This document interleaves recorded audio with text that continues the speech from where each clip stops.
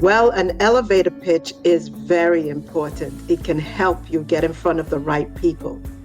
But do you know what not to do? Let's talk about it.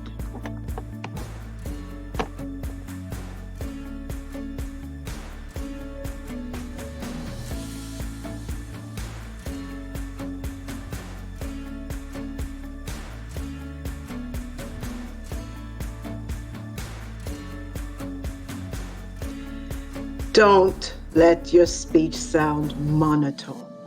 What does that mean? Well, when you sound monotone, you sound robotic. When you sound robotic, people get bored. And so it can sound something like this. Hello, my name is Carol Hogred, and I am the founder of CDH Education, Inc. I'd like to talk to you this morning because I think your organization would benefit from what I have to offer. Do you notice that there's no moderation in the voice, that the voice is just on one tone, hence monotone?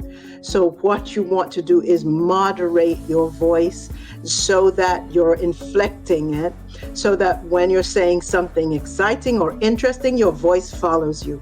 And when you're saying something that might be a little bit more serious, your voice follows you.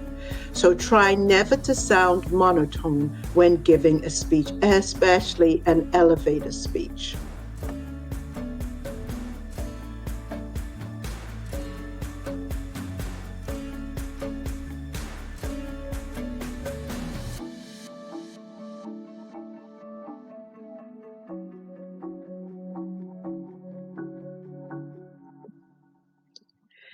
So in your excitement to be able to give your speech, you may find that who you need to give your speech to is talking to someone else or maybe on the phone.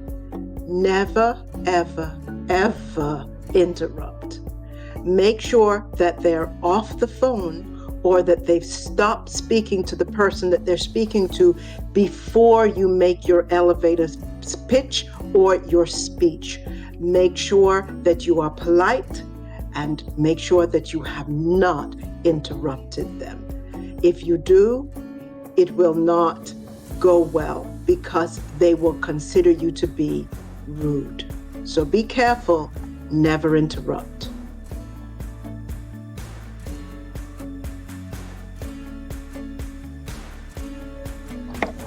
In this tip, you should not ramble. What that means is that you want to get straight to the point. Remember, you only have a short period of time to make this speech. Make it count. Don't ramble. Be prepared, be ready, say your speech, and leave, and make sure that you have been succinct and to the point. Do not ramble.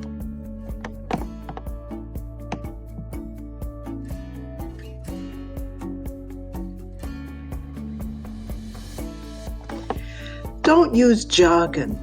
What do we mean by that? What that means is, as you can see in the picture that was just shown, it says designated waiting area.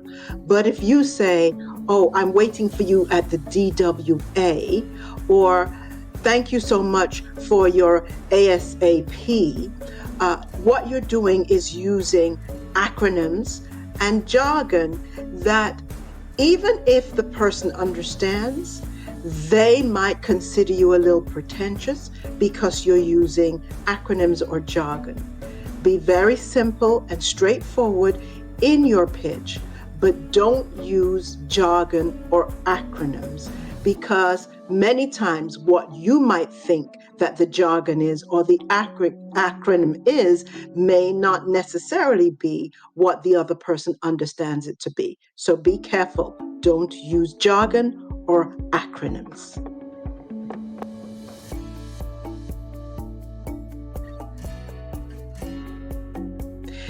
In tip number 5, we're saying to you, don't focus on yourself.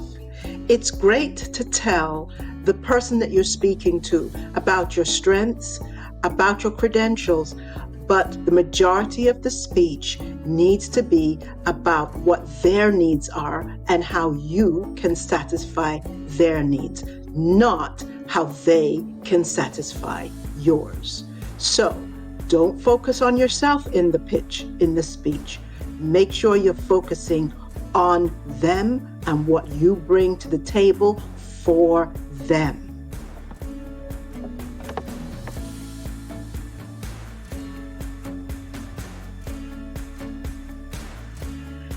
Don't give your speech in inappropriate places, guys. If the person or persons that you need to speak to, let's say, have gone into the restroom, don't follow them in there because you think maybe you can catch them there. It is quite inappropriate. If they've gone to an area that is private, or they've gone to an area where you know it's not appropriate to give the speech, don't do it.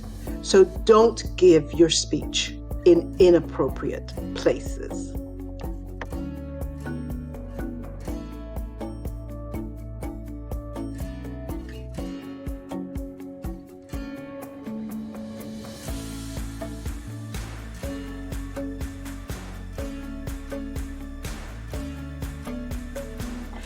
And finally, don't forget to follow up. You've had the opportunity, you've spoken to the right person, you've got in front of them, but don't forget to follow up. And more importantly, don't forget to follow up in a very quick time so they remember who you are. Remember that a lot of folks are very busy and a lot of them are meeting a lot of different people. If you delay, it can be that they won't remember that you spoke to them, and then your opportunity may be lost. So follow up quickly, and follow up exactly as you described. If you said you were going to follow up by phone, follow up by phone. If you said you were going to follow up by email, follow up by email. But make sure that you don't forget to follow up.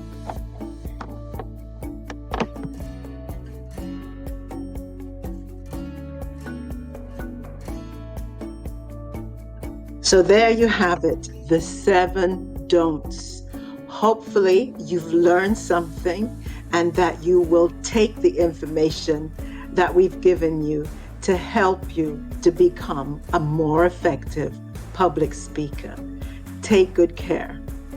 And if you need more information, go to cdheducationinc.org. Take care.